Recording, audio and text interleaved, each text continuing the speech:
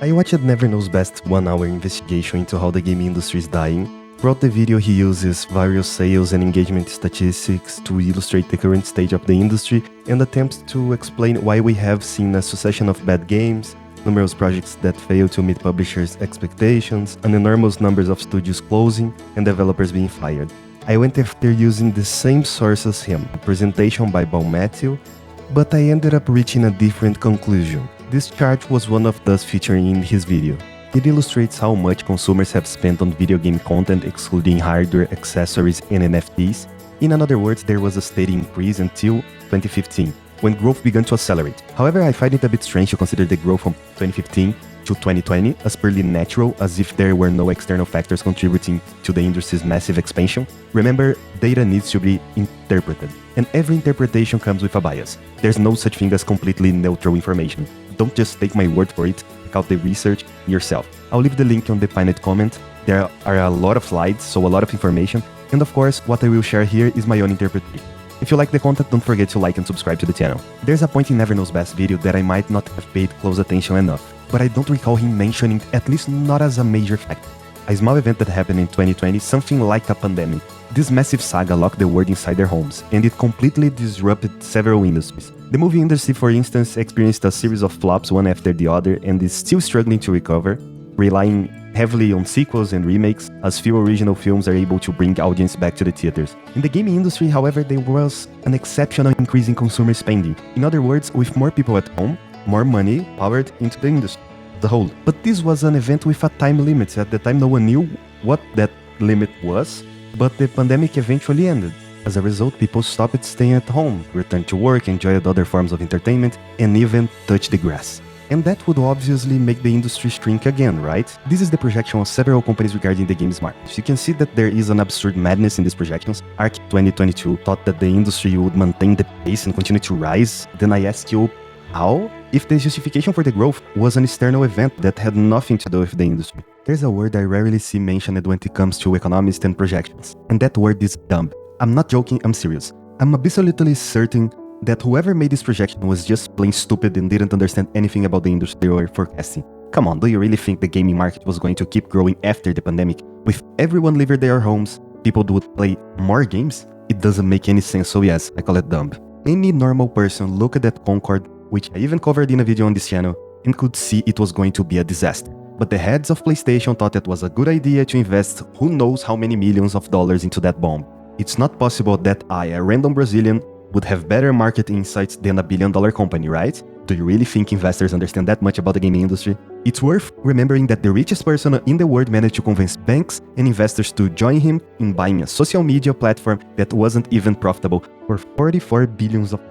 Remember when I said that data can be interpreted in many different ways? What's in the graph is just a forecast. The difference between my forecast and those of these companies is the scale. After all, no one is paying me to make these predictions about the gaming market. That was the reality, the obvious. In fact, if I were to guess, I would say that after the pandemic, the drop would be so much bigger. In other words, based on these predictions, I'm not the fool who believed it, but the investors were. An absurd amount of money was injected into the industry, with the hopes of recovering the investment.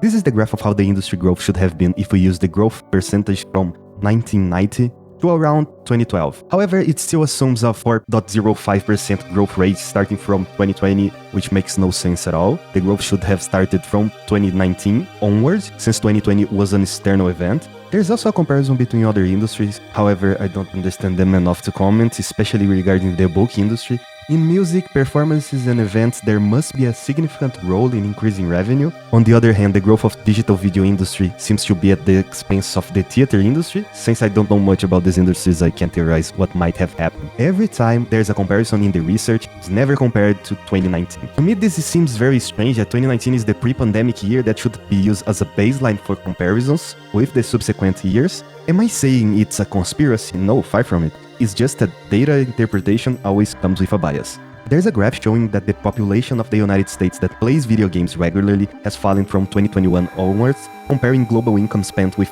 US graphs doesn't make much sense to me, although there may be an overlap. And even using this data, you can see that there was an absurd growth from 2019 to 2020, just as there was an absurd slowdown from 2020 to 2024, which makes perfect sense. When comparing the data without the pandemic factor, the industry has sort of returned to the stage it was at before the pandemic. The research uses the declining spending as the justification for all the failures in this image, which is simply bizarre. Each game there has a different development story.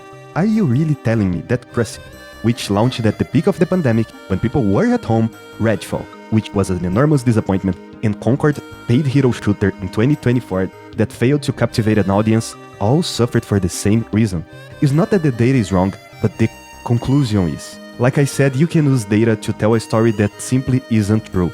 I looked at that image in disbelief. It disregards so much like how Warner handled multiverses, removing it from the stores and then bringing it back in a worse version. Seriously, it's completely misguided. As I said, it's not about disregarding the entire research. The data is interesting, but everything has bias, and sometimes that bias can skew the conclusions of the study. So let's return to discussing investors. What happens if companies fail to achieve the returns that investors expect? This, a drop in investment. You can see that there has been an absurd growth in the pandemic, but video games are an industry in which the expectations of quick profits can cause problems. After all, games these days take years to make. It's not so simple to follow a trend, and a game can completely miss the timing of its release. I'm looking at you, X-Defiant.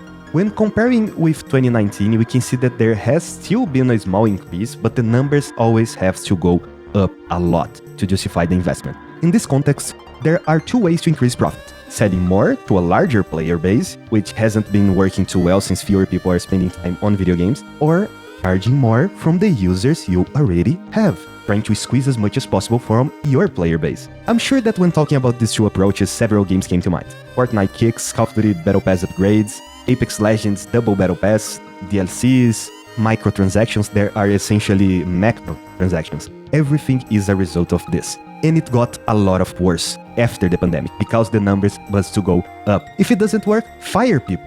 Layoffs and studio closures boost the numbers in the company's financial reports. This is why we have seen an absurd number of layoffs at major studios. It's also affecting smaller ones. The investment has dried up. Investors expected an impossible level of growth, and when they didn't see it, they stopped investing in games. You can't decrease salaries of company CEOs or work more efficiently to avoid disasters like Concord, Suicide Squad, and multiverses, because numbers must go up. The numbers, Mason. The numbers must go up. So, whose fault it is? The economic system or the consumer? If you've been following along, you already know. It's obvious the economic system. It's impossible for the numbers to keep rising, especially with such unrealistic projections. At some point, the industry will hit a ceiling, but we don't know if that ceiling has been reached yet. But instead of building a sustainable industry that consistently generates profit, the goal is to keep growing and growing. Numbers must go up. So no, the blame isn't on the consumer, it's solely on capitalism. Any analysis that tries to disregard politics is completely wrong.